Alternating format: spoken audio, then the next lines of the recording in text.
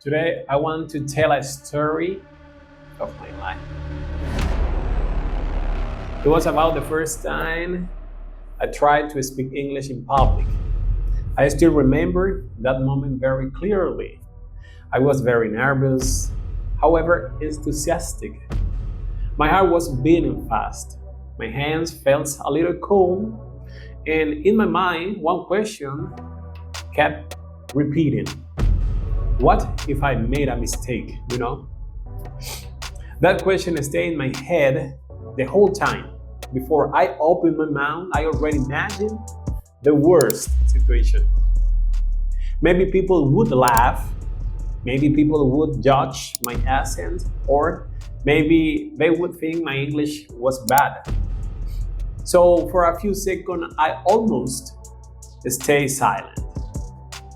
Just try. That was a word in my mind. So I started speaking, and guess what happened? Nothing dramatic. Nobody laughed, nobody stopped me, nobody said anything bad. Actually, most people just listened. Some people even smiled, and that moment taught me something important. Most of the fear was only in my head. They were just listening to the message.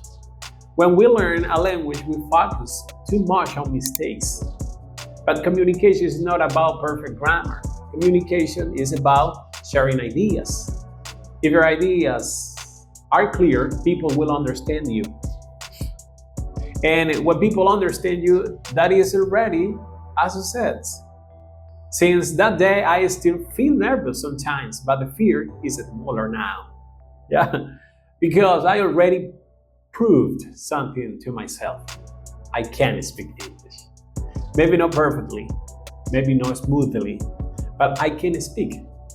And every time I speak, I get a little better. That's how progress works.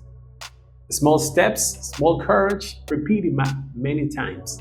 So if you are afraid to speak English, the first step doesn't have to be perfect. You can speak English.